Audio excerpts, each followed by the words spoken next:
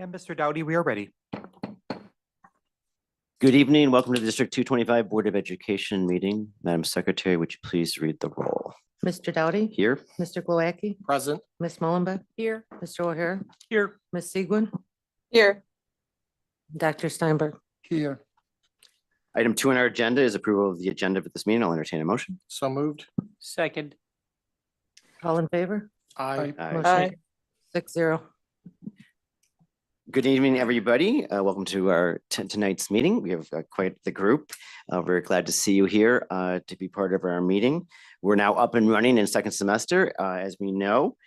This evening, we'll have a relatively straightforward agenda. We'll have our typical opening comment period, followed by board and superintendent reports and our consent agenda. And then we'll move to our regular agenda where we have two main topics. One is the operating budgets, which is an annual topic for our buildings. And then a number of policies, which will be on first read to come back on the 26th of February. We thank you again for all being here this evening. Item 3 is recognition of community visitors. Do we have any this evening, Dr. Johns? None this evening. This is a period of the meeting where we always welcome public comment. And while we don't have any tonight, I always want to emphasize how important public comment is to us, not just at meetings, but between meetings through emails and meetings and phone calls to individual board members, what have you, administrators. It always helps us to have input from our community. So we always welcome it and appreciate it whenever it comes and however it comes. Item 4 on our agenda are board and superintendent reports. Dr. Johns. Thank you, Mr. Dowdy. Overall, in the district, it's a very busy time as our winter seasons come to a close and we enter postseason play. We also have very busy speech and debate programs that are also riding the crescendo of their seasons. Additionally, we are between V-shows of both schools, and the principals will give us an update on those events. In all of these arenas, our students continue to exhibit their tremendous talent, their hard work, and their dedication. And we're grateful for the leadership from our truly inspirational staff who put in the extra mile to enable our students the opportunity to perform at their best. 2 highlights at a district level that I want to give. First is our strategic planning process.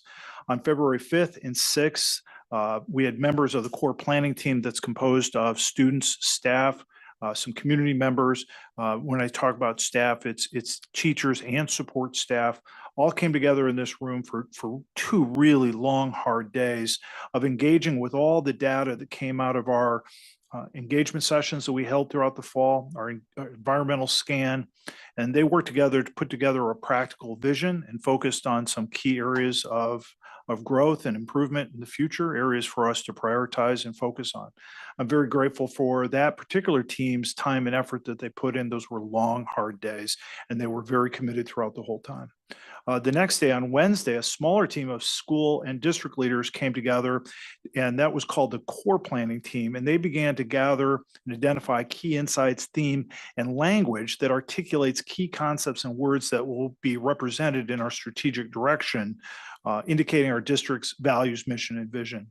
Very grateful for the work of Susan Brott from CISO, our partner on this work, and of course, the leadership of our Executive Director of Communications, Ms. Smith, as they synthesize the work from the 3 days and continue our movement forward in our strategic planning. At this point, the work of the design team and the core planning team will come together for further refinement. We're anticipating a more comprehensive presentation at our next meeting on February 26th. Also going on in the district, we obviously have taken on 2 big initiatives, is our school calendar study. And Dr. Idrizi has been leading us through the calendar study for quite a few months right now. The calendar study, the survey part, closed on February 5th, and we're excited to report that over 5,000 participants shared their opinions and their perspectives on the calendar. The survey is one part of the data that's been collected by the district on this topic. Other parts include, but are not limited to, focus groups, open-ended questions, discussions with parents, advisory groups, and research on neighboring districts and their practices. In addition, we're doing a deep dive into the impact that these changes will have, because we know all the different options for calendars have trade-offs, advantages and trade-offs, and we want to have a deep dive into those so that everyone is fully aware of some of the trade-offs that we'll have to make as we move forward in our calendar decision-making. We also are working hard to understand some of the impacts in the different areas of the 4As that we talk about on a regular basis. And we're now exploring specific questions with focus groups for teachers, students, and parents to answer some of the questions to get a little more depth and validity to the work that's been done so far. I'm anticipating a report to the board at the first meeting in March on March 11th. And I think that will be a great exhibition of some really hard work and great leadership that I'm glad to see taking place in the district. With that, I know the principals have lengthy but exciting updates to give. So we'll start off with Dr. Georges. Good evening. This is a really great week for principal updates. As Dr. Johns mentioned, we're at that pivotal time at the end of the winter season. And as usual, our Titans are competing at the highest levels throughout the state.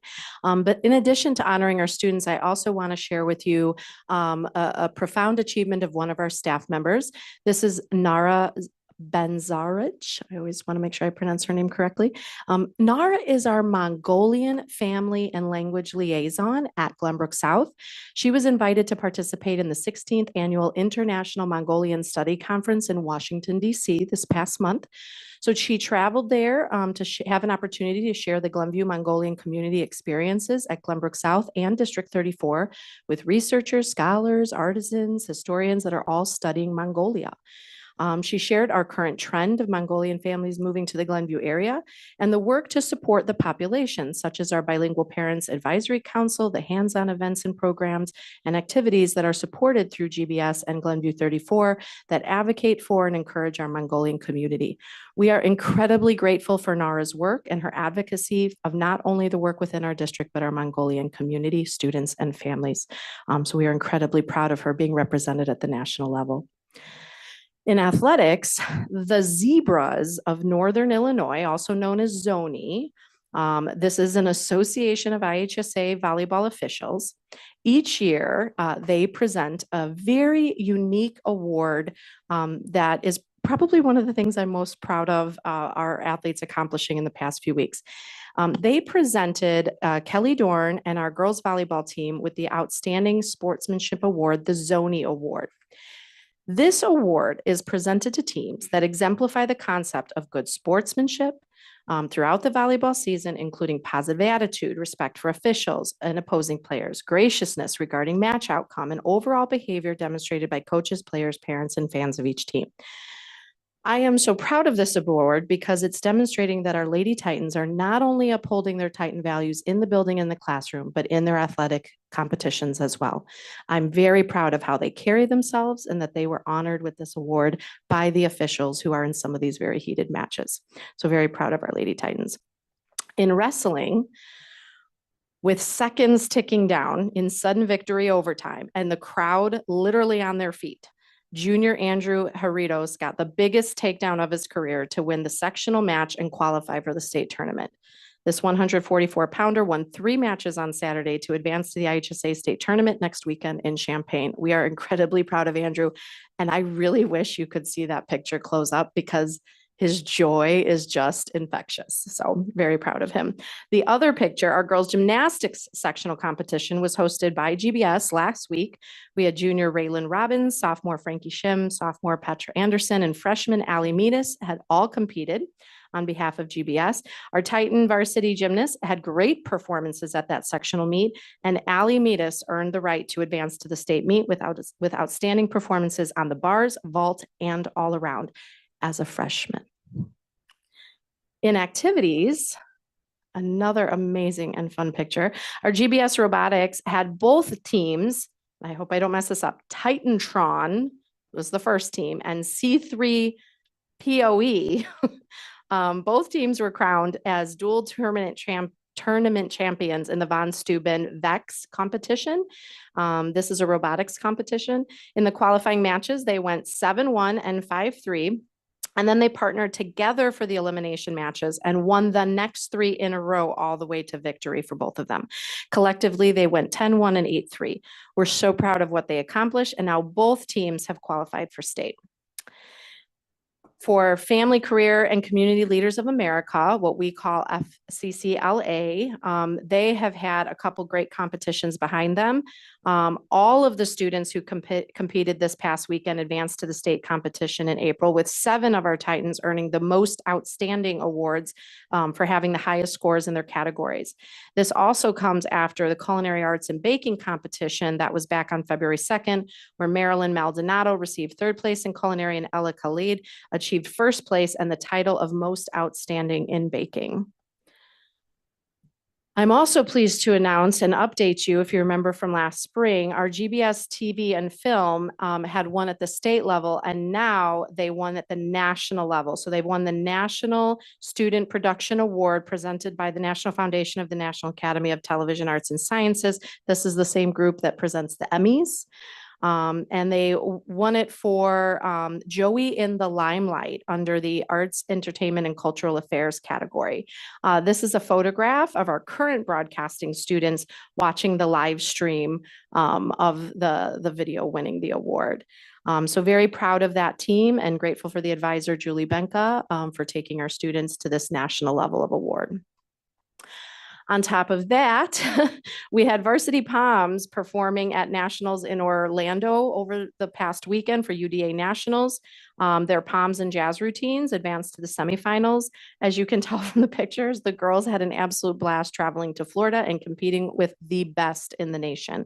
And at the same kind of region of time, we had simultaneously varsity cheerleaders I was watching streaming and the IHSA state championship. They were last week in Bloomington.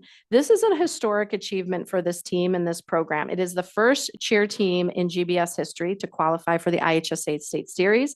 And I watched them compete and they had a phenomenal showing for their first time at state. So incredibly proud of these ladies. And then finally, we have GBS student Gabriel Blumenfeld, who placed 3rd in impromptu speaking and advanced to state in the speech sectional competition this past weekend. It has been such a busy time for the Titans. So incredibly proud of all of our students.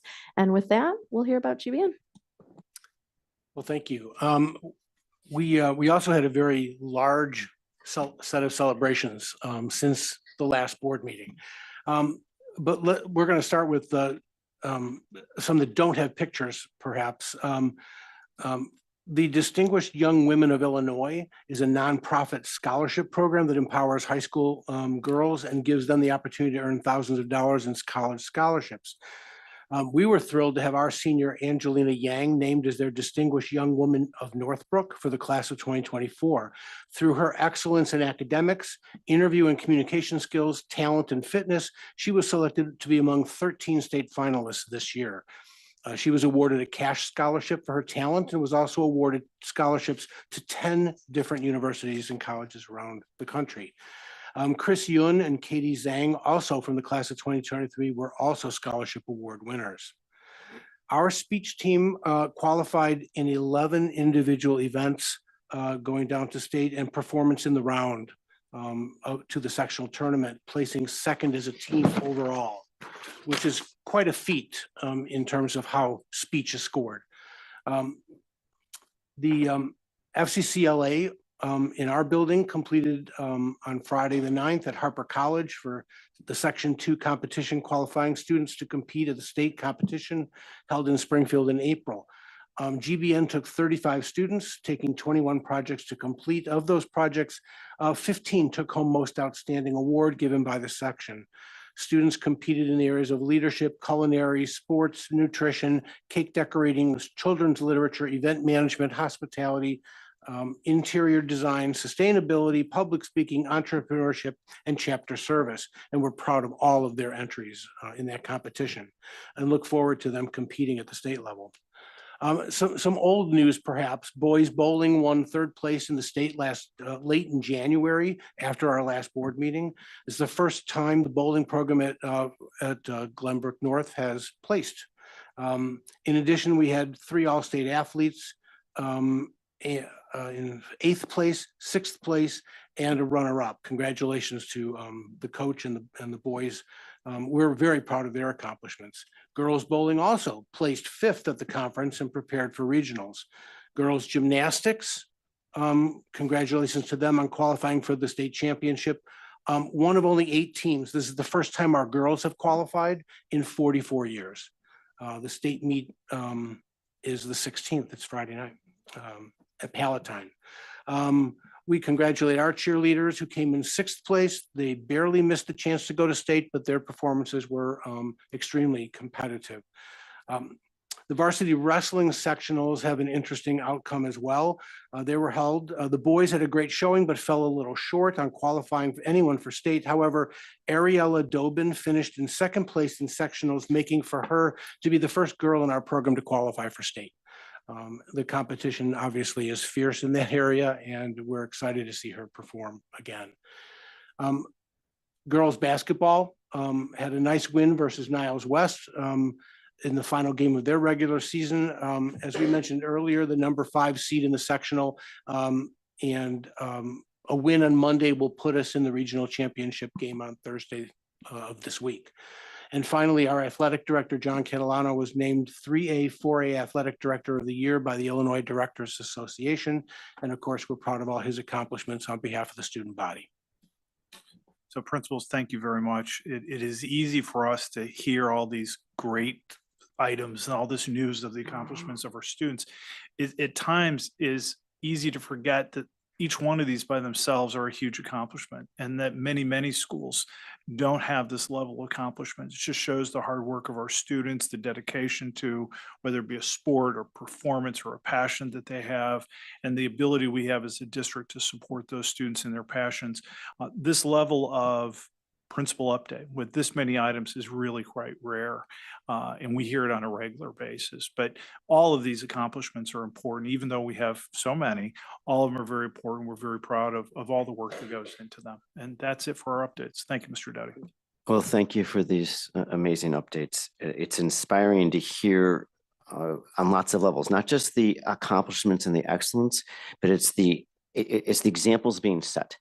Because for those who may not have the state championship today or tomorrow, they have the inspiration to know that we have teachers who are excelling, whether it's in athletic directors or in Mongolian. You have kids doing things in all sorts of areas of, I think you call it the family and career area, which is just an enormous swath of different activities.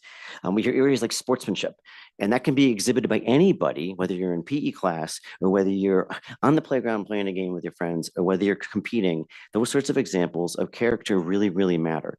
And so these accomplishments are terrific, but what they speak to about our community, about our culture, maybe even more important ultimately for what we do to educate all of you here and all of your colleagues as you go forward in life for rewarding lives to be young members of our society and make the most of all of your gifts. And these sorts of inspirations, they start early, and it's great to see it on so many different levels of our community. So thank you all. Thank you for all the leadership and efforts for all the folks who are not here.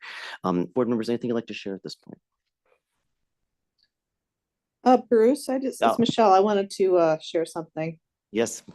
I just wanted to mention that I attended the V show at GBN on Saturday night, and I just wanted to say how spectacular it was. I was just so impressed with all of the performances, the production. It's the first time that I've attended a V show and at GBN, and I just wanted to say congratulations to everybody who performed.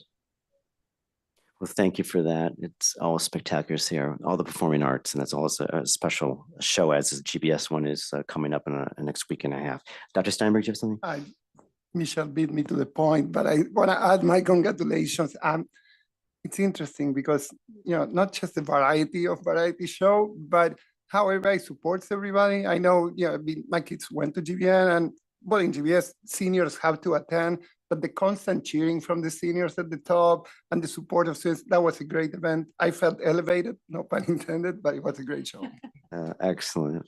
Anything else? I was just going to share an observation in terms of seeing the students support themselves in their sports, and can't wait for this weekend to come. It can't come any sooner with one of those athletes. But what you see these young women and young men doing all the time with supporting and bringing out the best from not only themselves, but others is remarkable. And that goes a lot to the teachers and leadership at the school. So thank you. That's great. Thank you, everybody, for sharing this evening. We're going to move to item 5 on our agenda, which is our consent agenda. Dr. Johns, any changes? No, everything is presented as it was on Friday when the packets went out. I'll entertain a motion to approve the consent agenda. So moved. Second. Any discussion on any of the items? Hearing none? Mr. Doughty, Yes? Mr. Glowacki, Yes. Ms. Mullenbeck, Yes. Mr. O'Hara, Yes. Ms. Segwin, yes, Dr. Steinberg. Yes, Motion carries 6-0. We move now to item 6 in our agenda. This is our first item regarding our regular discussion and action. It regards our annual operating budgets. Dr. Johns. Thank you, Mr. Doughty. It's that time of year again when we come together to set the operational budgets for the two schools. This year's budget is similar to what we've seen in previous years with some adjustments that Dr. Gravel and Ms. Tarver will walk us through and the considerations they made in setting forth these budgets. Dr. Gravel. Thank you so much, Dr. Johns. Good evening, everyone. As we begin the spring, this is also the time when our budget calendar starts. And when we think of the budget calendar, we like to look at the budget development process really as a year-long activity where slowly but surely through different building blocks, the overall budget comes together so that when it's presented to the Board of Education in totality in July, you've seen, instead of all of it all at once, you've seen different chunks of it come piece by piece. The first chunk that we start to look at is what we refer to as a school operating budget.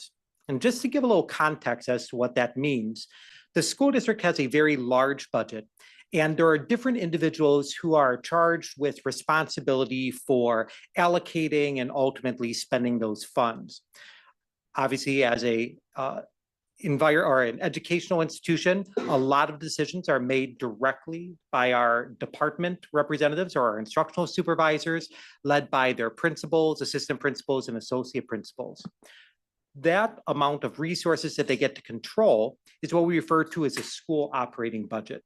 And as you'll notice within the memo, there are a few different components that go into it, ultimately, which leads to a recommendation for Glenbrook North High School in the amount of a $3.3 million operating budget for next year, and at Glenbrook South High School, approximately a $3.6 million operating budget. Before we go into the different components of how we get to those numbers, I just want to emphasize what's part of those budgets. So from a school district perspective, Vicky's budget is ultimately responsible for paying for the full-time salary expenses. So salaries, benefits, any of those employer taxes or other items that have been negotiated as part of our collective bargaining agreements.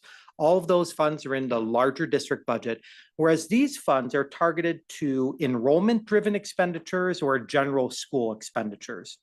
So on table 1, which is on the second page of the memo, you'll notice that some of those things that are per student are specific to staff such as professional development, supplies and materials, instructional and test materials, books, and so on and so forth.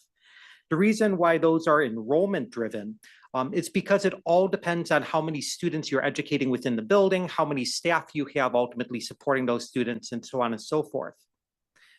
Other items are items that are generally spending about the same in each school. So we know that we offer just about the same amount of athletic activities in both of our schools.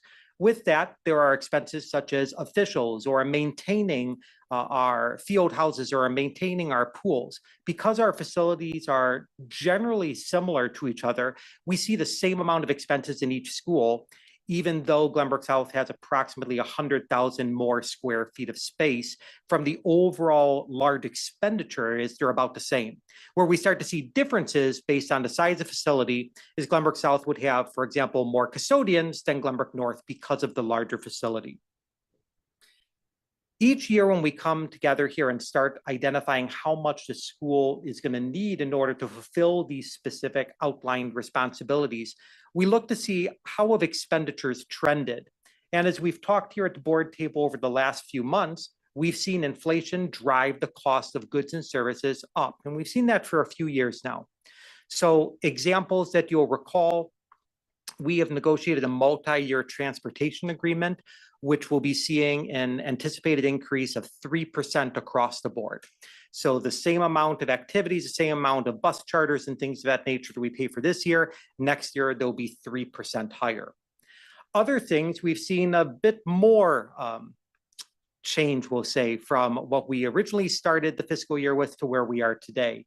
Things such as paper towels have even seen increases of 10 to 15% just based on supply and ultimately it seems as if items that we bought that had one quantity we're buying and they have a lower quantity. So a few challenges associated with there.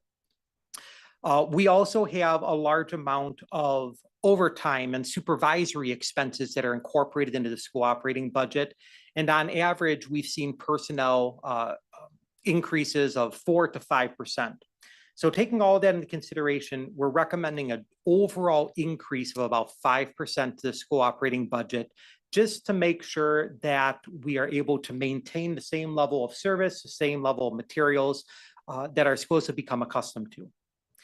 With that though, each year we identify items that might be being funded right now out of the district operating budget that really should be part of the school operating budget. So very much an accounting change where it was on this budget line, also known as Vicky's budget, and now it's really going to be in the school operating budget.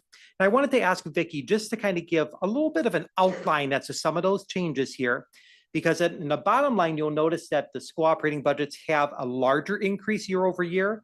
But as we explain in the narrative, that really is attributed to the 5% increase, as well as a one-time expenditure change where we're shifting funds from the district budget to the operating budget.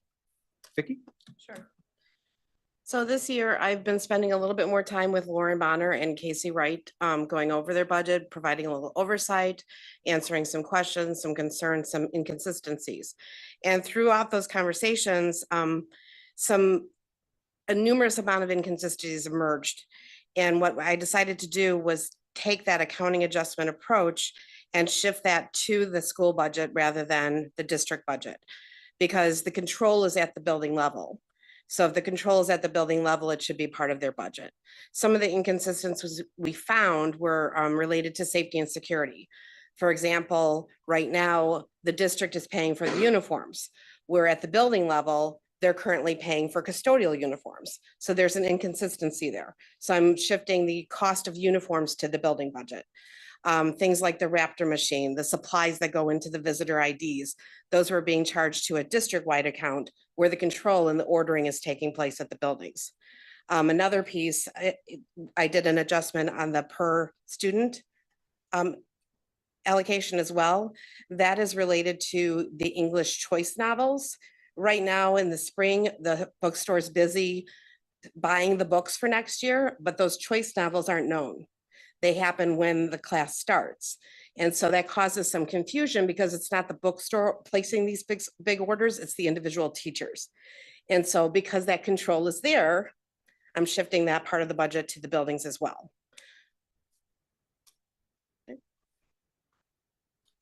So overall, the structure of the school operating budget maintains the same. We revised the operating budget structure, I want to say about 5 years ago now. And each year we typically just increase the budget by an inflationary factor. Periodically, we make these one-time adjustments as Ms. Tarver identified. Happy to answer any questions to the board. And then again, we're not seeking any action this evening. This would come back on consent at our next meeting. Okay, thank you, Dr. Gravel and Ms. Tarver. Dr. Johnson, anything you want to add? No, I want to thank both of you for your work to put this together. I always appreciate the continued effort with both associate principals at the buildings to make sure our practices are evolving to what works best for keeping control of costs. So thank you. So, and when you say 5% overall, I know you might be moving from one pot to another pot, and I appreciate getting the accounting straight and consistent, but that's a 5% overall from a district level money out the door. Correct.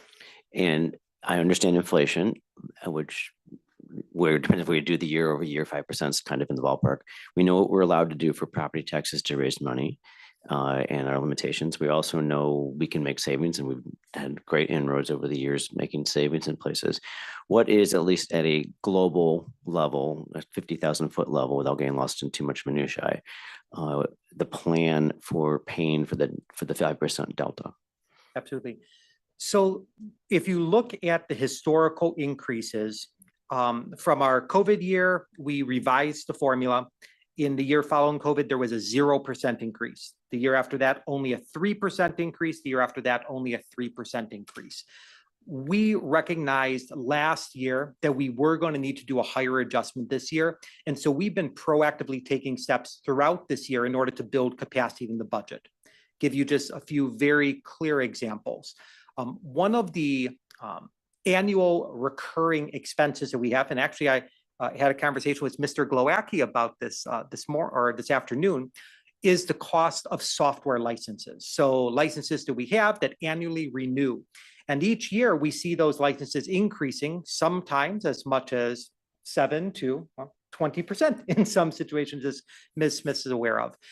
We have been proactively decreasing our license count, right sizing where we have different items, and trying to build capacity in every element, whether it's a software license, whether it is actually implementing a bulk purchasing program in order to not have individual departments purchase supplies, but purchase more supplies globally and in bulk, and then benefit from negotiated savings. Each one of those items has allowed us to build capacity in the budget to accommodate this larger increase this year. So does that mean, and I appreciate all these efforts, I know they take an enormous amount of time, but we save oodles of money across our various budgets. Have we then saved that money, so to speak, so that we're able to apply it toward the 5%? Do we have future endeavors to reduce expenses? I'm trying to deal with that 5% delta. I'm not trying to forget all the hard work and the 0% and the 3%. So that's great. But just curious what we're going to do with the delta. Are we just using the savings that we've created, or combination? We're using a combination of the savings that we've created through right sizing as well as competitive purchasing, and stepping away from certain expenditures that we've had, whether for 1 year or multiple years. And we've also leveraged the financial projection, knowing that we are anticipating an increase in local property tax revenues, and we're relying upon that also to fill this budget gap. And I realize this is one of the budgets. There are other things that'll come out when we see the budget for the year in July. I think that's the first time you roll it out, or late June. So, okay, thank you. Board members, any questions, Mr. Galecki? Well, I was just going to kind of a variant on that, leveraging our buying power. You mentioned we're moving things back into the building and everything. Is that adversely impacting our buying power, since now it's going back to 2 buildings and they're individually buying uniforms and everything and supplies? No, that's a great question. So even though responsibility for individual purchases are made at the building level, the district business office and our operations team are responsible for negotiating those district-wide contracts and also defining the parameters in which items are purchased. So for example, we determine the vendors that are eligible to be utilized for making purchases. And when we find bulk discounts or enter into volume purchasing agreements, that information is disseminated to all of our purchasers, and that is where they're directed to make those purchases from.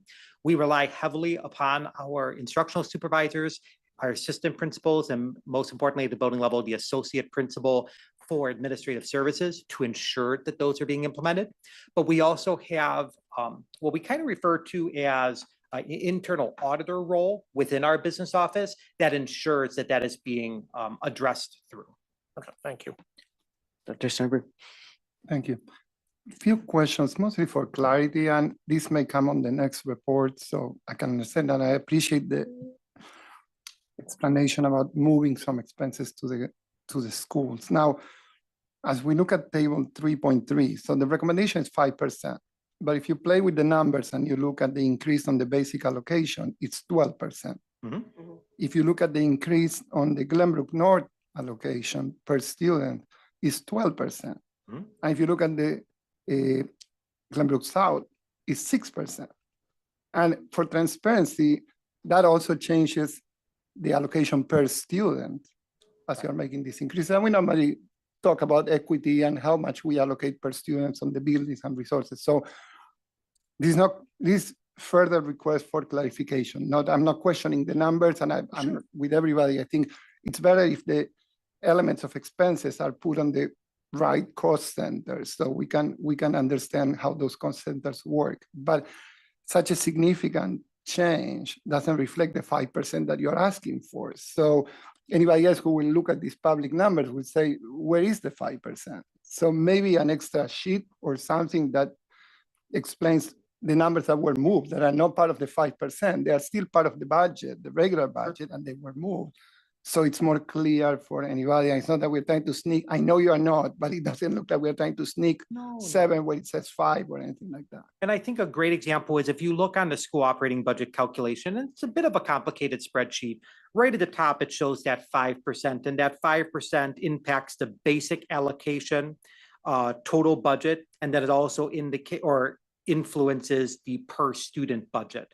Where we get a bit more complicated is that we are doing these 2 accounting adjustments. So that distorts a bit, and we can clarify that.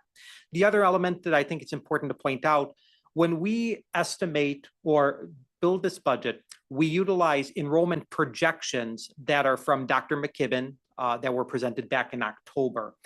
And one of those conditions that you'll notice that is very different, if you will, Glenbrook South is projected to have an enrollment decline. And so that further complicates things because Glenbrook South won't see the same increase because North is seeing a bit of an increase in students and South is seeing a decline of students. So we can work on that spreadsheet to further clarify it as opposed to just outlining it within the narrative. Yeah, I appreciate that. Again, if you look at the numbers, the other part, you were talking about 5% being an impact. If you look at the total budget, the last line from 2024-25, and you compare it 4 years ago to 2021, 2022, the difference is almost 25%. So that will raise eyes because you are looking at 2% here, 3% there, and it's accounting. So again, it's just the more clarity we put in our reports, the less we are exposed when we do the open, budget meeting for people to come and say, can you explain this? If we bring everything beforehand, we'll make it look better. Maybe we can clarify the column, which is the percentage adjustment, and then a secondary column that then shows the embedded accounting adjustments. And that way it's clear, 5% here, but then the accounting adjustments impacts. That makes sense. No problem. Thank you. May I offer, I guess, a variant to that in light Yes. of, would also be, you're mentioning shuffling, that we're moving things from the administration to the schools and everything and some other I would suggest that that be included here as well too. We've got the 2 schools we're focusing on, but you're not seeing the what's in this The decrease, district. yeah. And so I think that's the big delta that's missing and complicating the computations for anybody who's looking at this. So if we can Sure. have that in there, that would help. Certainly. I think that was your first question, Yeah. Bruce. Glad you guys are here for lots of reasons. Ms. Mullenbeck, anything?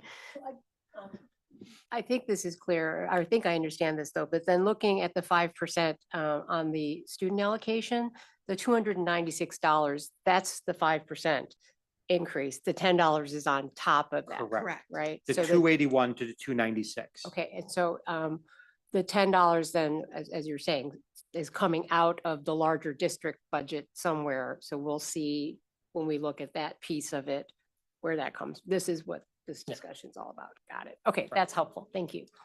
Mr. O'Hara, anything? Thank you, Marcelo, for pointing out the percentages because it was interesting, the numbers. And I think it's important for people to have an understanding of where it's going. Okay. Ms. Siegman, any questions, comments?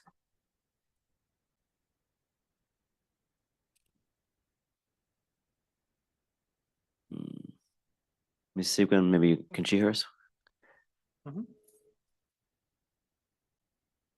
Okay, so just for our purposes, you're going to come back on the 26th on consent.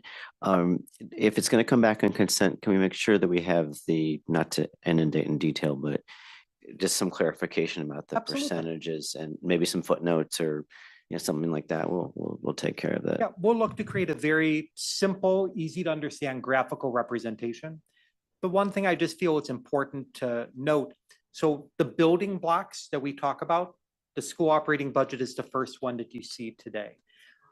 The next one you'll see is right at our first meeting in March, which is representative of 75% of the school district's operating budget, which are our FTE recommendations. So our total number of personnel that we believe are necessary in order to operate our schools for the next fiscal year. Once we go from there, we go into district office budgets and things of that nature. So just kind of giving a little bit of idea of those building blocks that come together to make the whole. What percentage is this? Of the overall budget. Mhm. It's right around 5 or 6%, roughly, Of the whole picture. the whole picture. Yeah, All right, because fair. your salaries and benefits are going to take the most. And then what's left from there, you've got the school operating, you've got your capital projects, and then you've got your district-wide expenses. Understood, understood. I'm going to take one more swing here. Ms. Siegwin, would you perhaps be able to hear us and to make sure you have a chance on this if you wish? Yes, I can hear you now. I'm fine, thank you. Okay, wonderful, wonderful. Ms. Tarver, Dr. Gravel, thank you very much. Much appreciated. Thank you. We'll move to item 6.2 on the agenda, which is an assortment of first reads on policies. Dr. Johns. Thank you, Mr. Dowdy. Mr. Swanson will walk us through this lengthy list of policies that are being updated. Most of these policies, as you'll note, are pertain to our voluntary termination of benefits for the different work groups. And what that means is retirement packages or retirement plans for our different work groups. These benefits are benefits that have already been agreed to in employment agreements, reflect practices that have already been agreed upon, and don't represent substantial changes in our current practices, but really work to edify language that we currently operate under. So Mr. Swanson will walk us through those, and then we have a couple student policies at the end of the list. Thank you, Mr. Swanson. Absolutely. Thank you. Just to kind of chunk these together so that there's an easier way to walk through these, you can see that the first 5 policies listed are all have similar concepts within them. So I've tried to break that down in the executive summary memo. We can talk through each one as we go. And then also in that grouping of voluntary termination or retirement policies, there is one policy that is being sunsetted, recommended to be sunsetted. The first policy 3:53. This one is specific to administrators. And as I go through the concepts here, you'll see that they repeat and that'll help us work through the other policies. The 4 points that I think are important to understand in regards to the revisions that are recommended for policy 353 in the section B, this is meant to clarify the eligibility of tier 1 and tier 2 individuals. As a reminder to the board, there are now tier 2 as a class, that's the term utilized by TRS, the Teachers Retirement System, as well as IMRF, the Illinois Municipal Retirement Fund.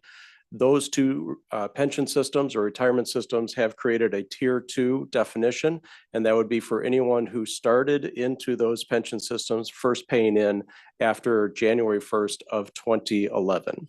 Okay, so we are now receiving requests to participate in the pensions or to retire on a timeline for tier 2. And so it's important for us to include eligibility language for tier 2 individuals. That's kind of the first big chunk in 353.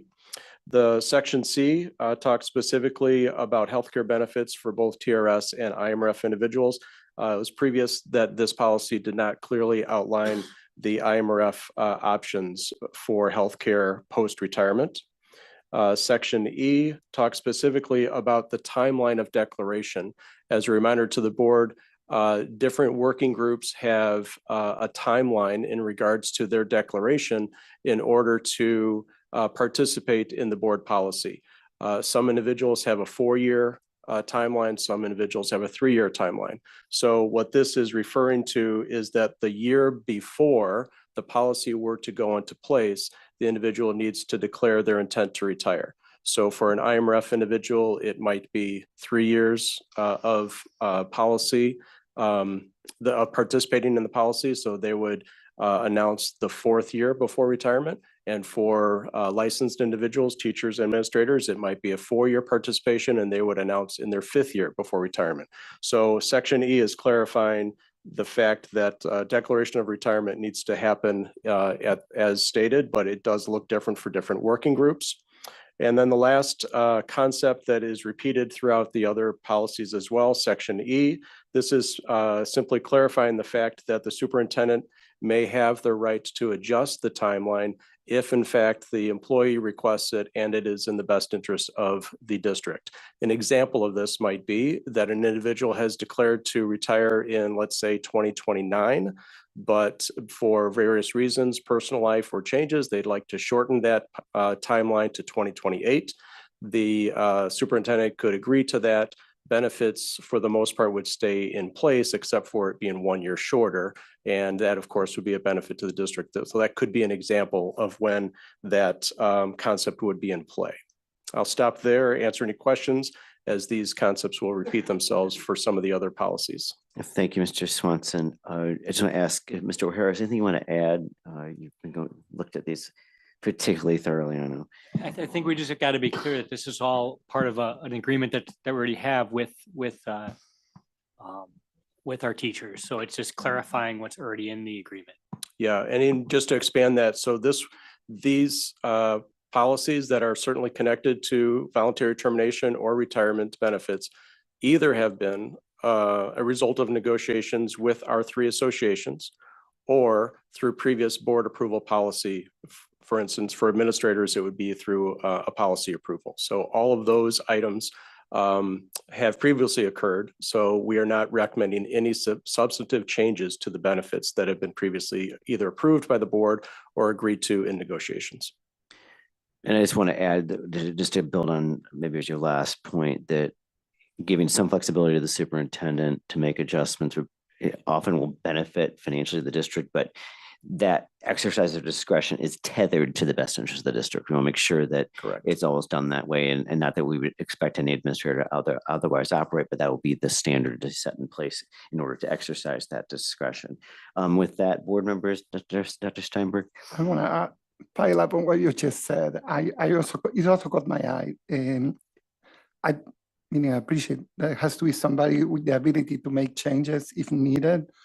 I'm concerned that put too much of a responsibility, although it's the job of the superintendent.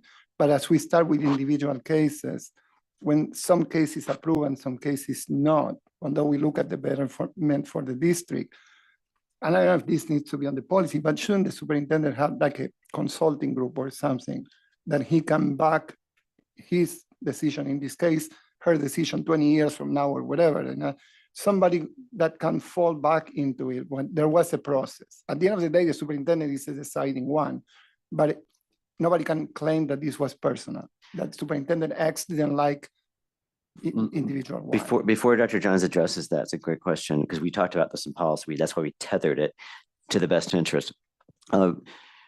Maybe one thing is to give an option to the superintendent to take it to the board. You could exercise discretion at best interest or bring it to the board. That's one way to address Dr. Steinberg's point, but give us your thoughts. I don't think it would be problematic at all to bring these conversations to the board as an information item or a discussion item. They pertain to individual employees. We could cover this in closed session and give the board a chance to at least hear the decision-making of the superintendent into the future. And to be honest, to me, it's more protection, not decision-making. I would be happy if this goes to the superintendent's cabinet, not even to the board. It's just somebody else that the superintendent can fall back to in case down the road we have a disgruntled employee that says, I wasn't treated fairly because employee B or employee C was treated fairly, whatever people decide to define. Then the superintendent can say, this was treated by group X. These were the reasons, and that's it. Maybe you take it under, well, go ahead. I was going to say you could take this under advisement. Also, I wanted to one thing I missed. We identify these changes in our personnel reports when they are made. So the board also has that level of notification. In the few instances that we've had, the standard of in the benefit of the district has been overwhelmingly clear. Very significant savings for the district. And in those cases, it has been a collaborative conversation with Mr. Swanson and Ms. Romano and Dr. Gravel as we look through the economics of these different options. So I guess in a couple different ways, we're covering your point. But I do think it's a very valid point that we want to make sure this is a high stakes decision for a retiree or someone embarking on a retirement with a lot of emotions that go along with it. And if there is a sense of impropriety, it would put the district at risk. So I think putting together at least a process or a pattern of behavior where we cover all these different bases is in the best interest of the district. So that's just to follow, maybe that's something, because it's going to come back largely on consent, and this will, I think, affect multiple policies. Mr. Swanson, let's see, get that thinking done before the next meeting. Dr. Steinberg, I'm sorry. Just a minimum clarification, and it may be the same. Well, you brought the example of somebody trying to finish early. What happens if somebody gets to year 4 and says, actually, I'm not ready to retire, although retirement is irrevocable? I don't know if this ever exists, but somebody says, I want to stay 2 more years. Well, the hard answer and the simple answer is that that's not in the best interest of the district, and a request that may have been brought in the past similar to that would not have been approved. Having said that, there could be extenuating circumstances that are not just simplistic to say, hey, I would just like to work a couple more years. There could be other factors that the superintendent would consider, and maybe there would be something done. But I would just generally say that extending a retirement timeline has not been approved.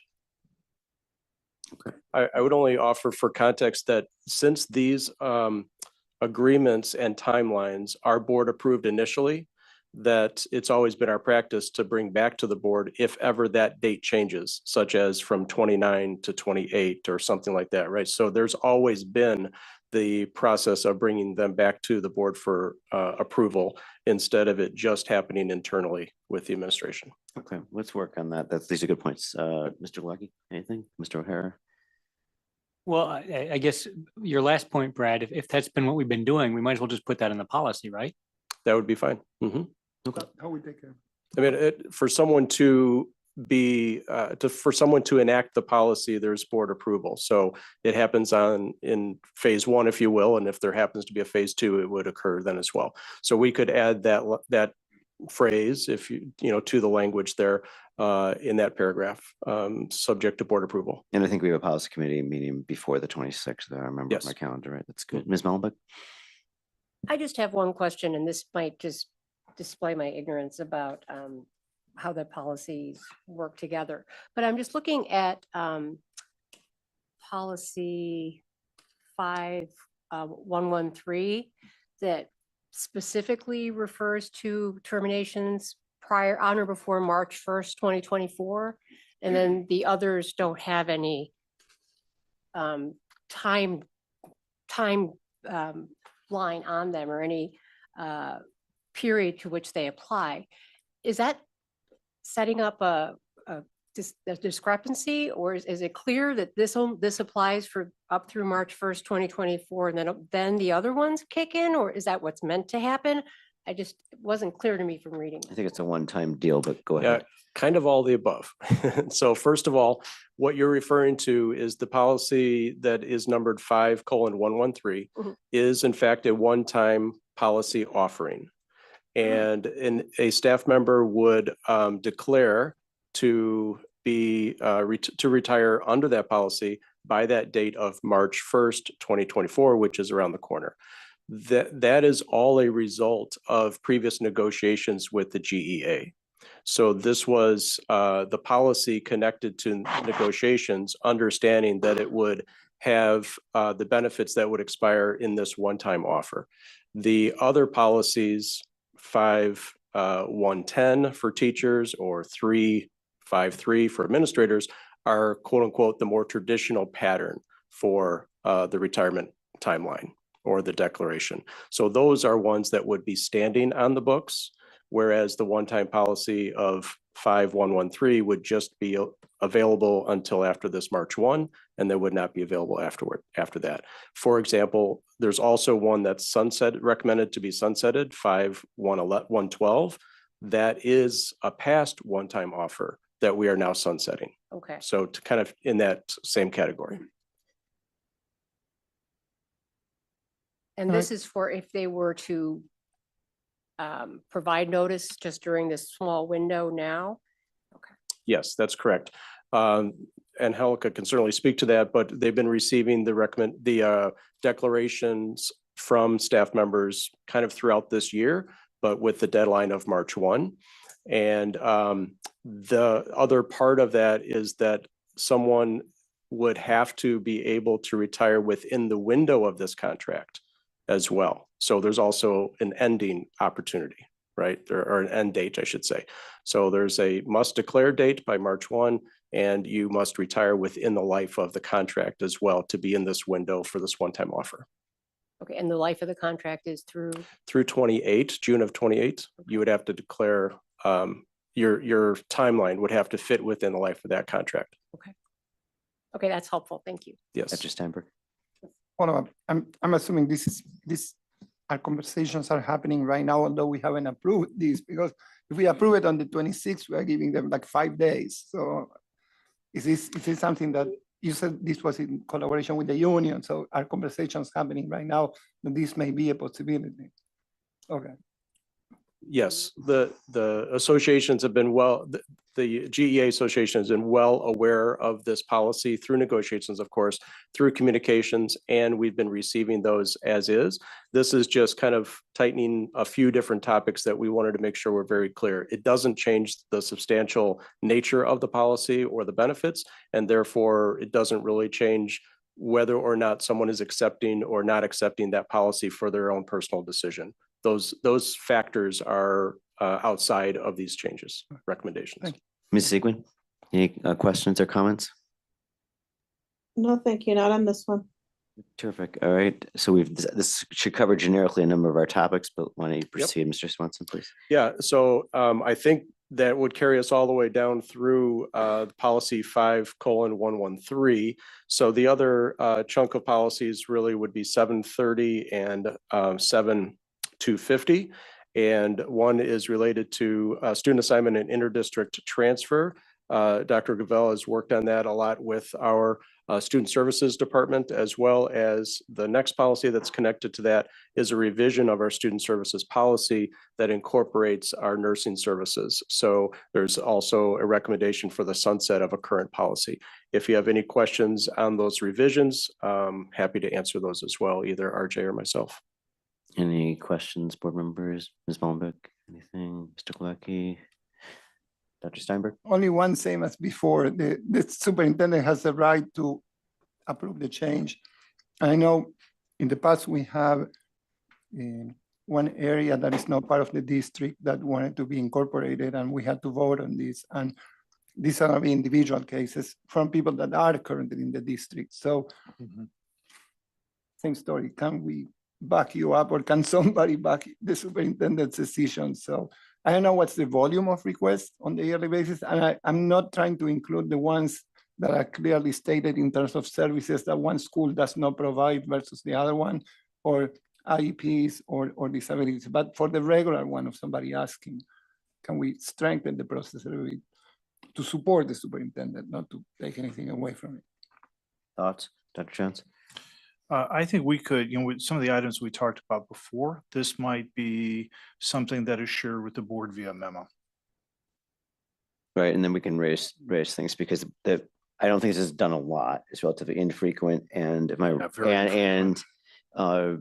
we do obviously delegate a bunch of things, but you want to make sure you get the proper support. So if something comes up, you can share it, that will know. My past experience as a parent or friend of other parents is, I think there's one middle school district that gets separated because some people belong to Glenview and some people belong The to 30 and North. 31, is it? Yeah. Yeah. But that would be the intra, that's Yeah. covered in here already, though. That's the intra-district piece.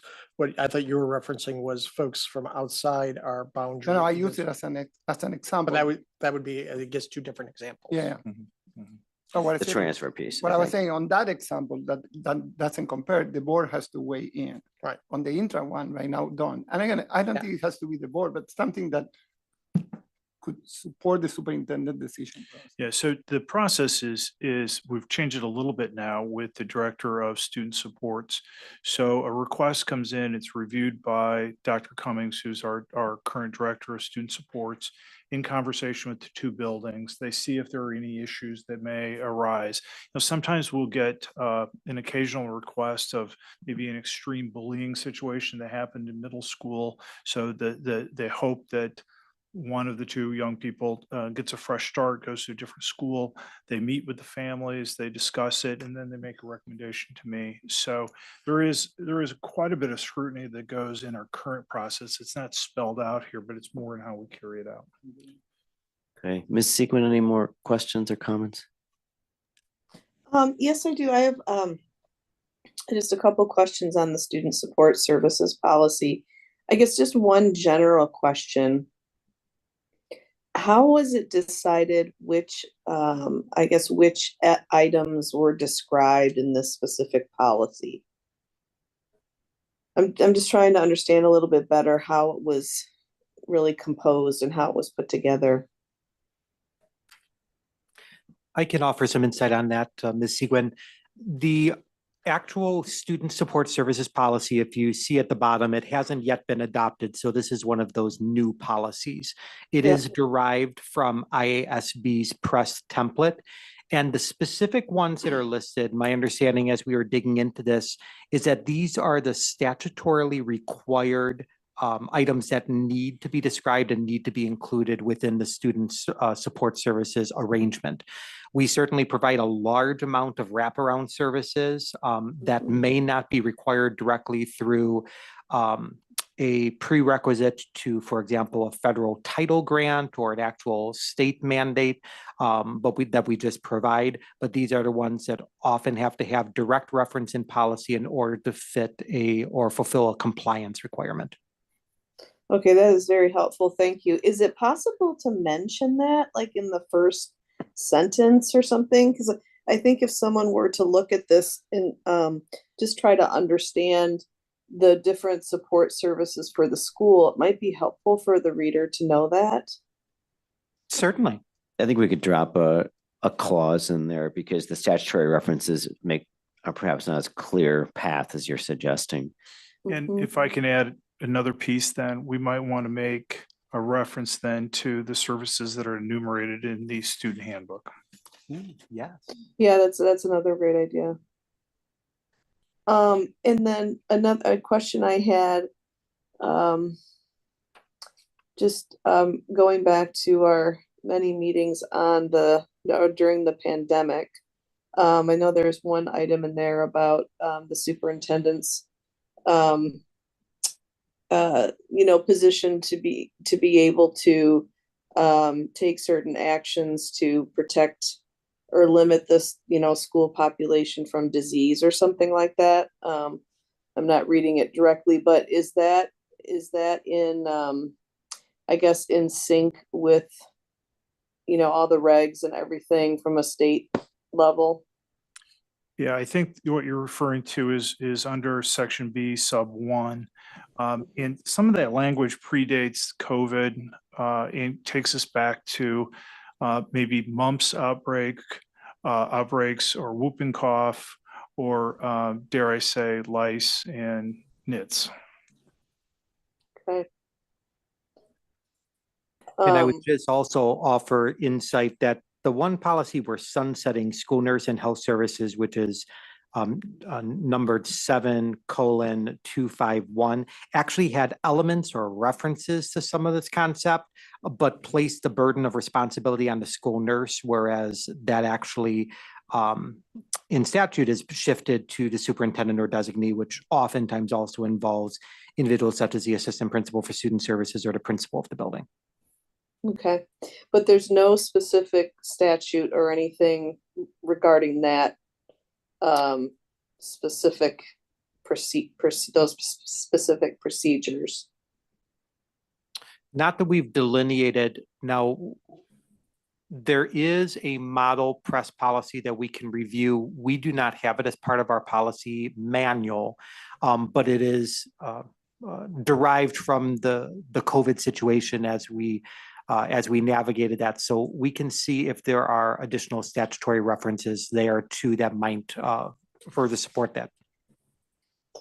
Yeah, I think that would be helpful. I'm just I guess trying to be sensitive to I don't know, parents, the community, I don't know. Do you know, just based on Mhm. everything that we experienced during COVID. Mhm. And I'm just looking to make sure I write down this reference. We are in 7250 B1. Right there where we have in the second sentence. Mm-hmm. All right, Yes. I will follow up on that one. Thank you, I appreciate it. Other That's all I- things? That's all I Okay. had. Terrific. Thank you. Sorry. Oh, go ahead, Ms. Squawky. And a question going back to 7-30 with the student assignments. Do we have any other feeder districts that are sending their entire groups to one or the other schools? My understanding Maple, I think it has like a small pocket south of Willow. If I'm reading this correctly with the boundaries being set, that would mean they would actually have to separate, but they're sending everybody to one school, I think right now, north. It's my understanding that yes, there is a pocket of that neighborhood, of that district that does come to our district. I don't know what numbers we're generating from 30, but all of 34 goes to south, all of 28 goes to north, and all of 27 goes to north. So I guess my question then back to this, is this then consistent with their boundary lines and everything? Because some of theirs go north. The way I read this was Willow is kind of a major dividing line for the neighborhood, and that is actually, they're picking up folks from Glenview in some of those pockets, in some cases from Northbrook. Yeah.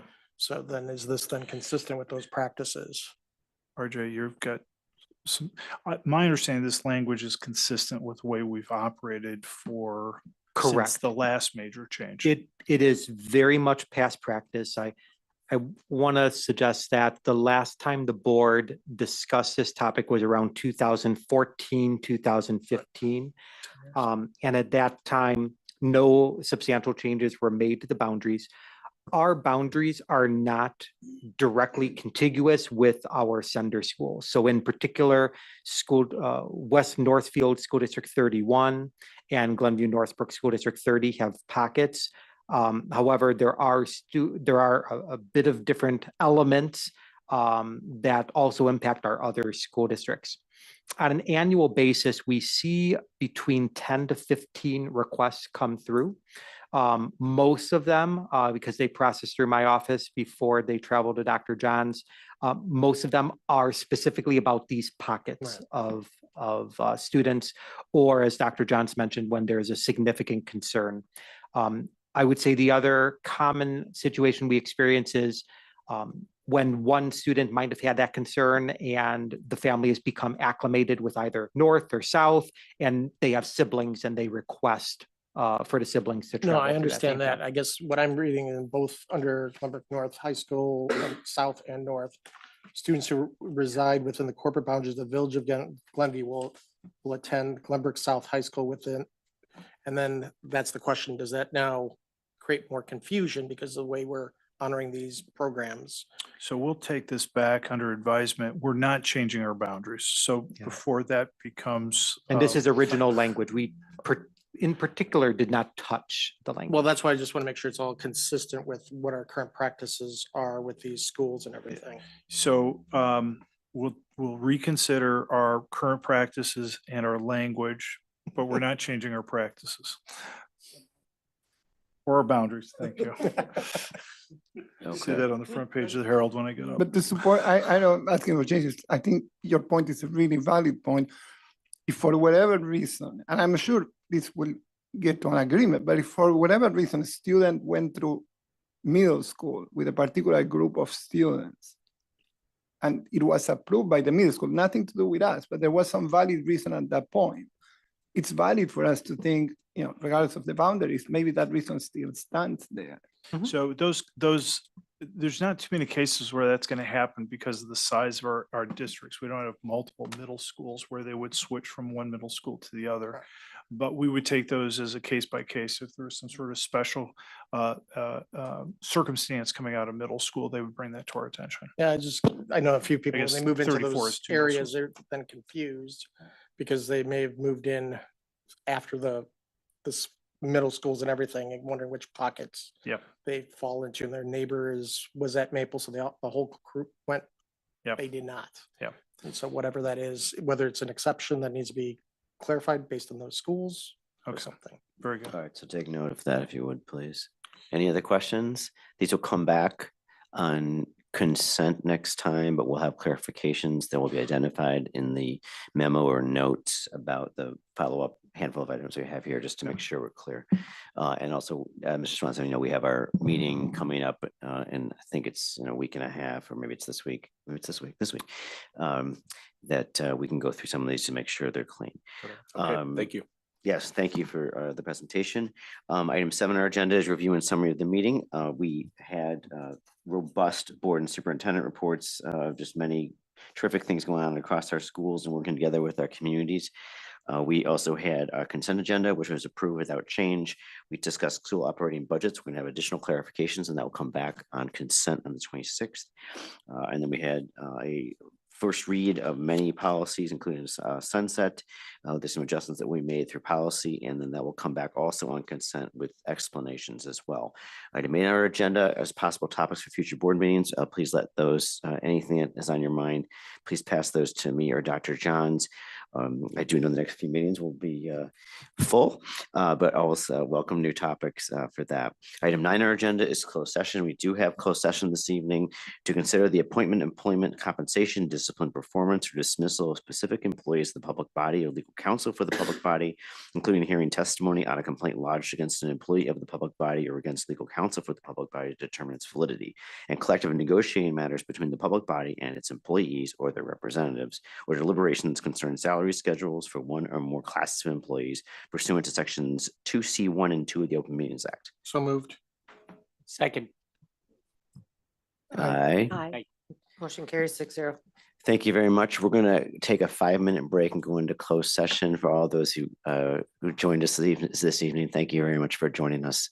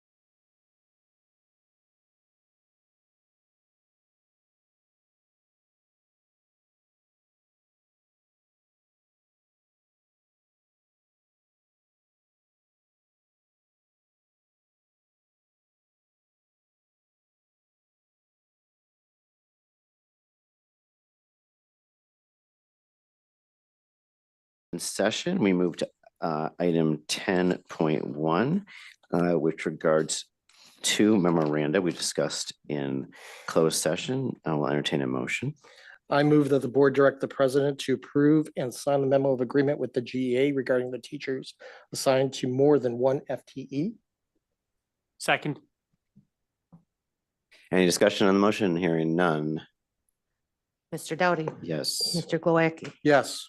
Mrs. Mullenbeck, Yes. Mr. O'Hara, Yes. Ms. Segwin, Yes. Dr. Steinberg. Yes, Motion carries 6-0.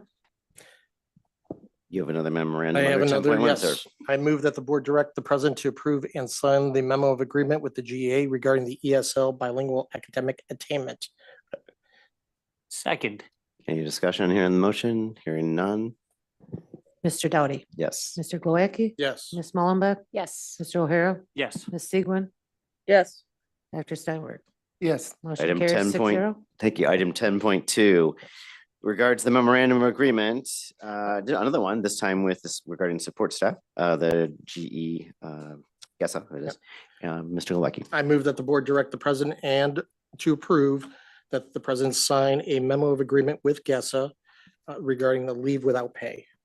Second. Any discussion? Hearing none. Mr. Doughty, Yes. Mr. Glowacki. Yes. Ms. Mullenbeck, Yes. Mr. O'Hara, Yes. Ms. Segwin, Yes. Dr. Steinberg. yes, Motion carries 6-0. Item 11, adjournment, entertain a motion. So moved. second. All in favor? Aye. Aye. I didn't allow a discussion 6-0. on that one. All right. All right. Good night.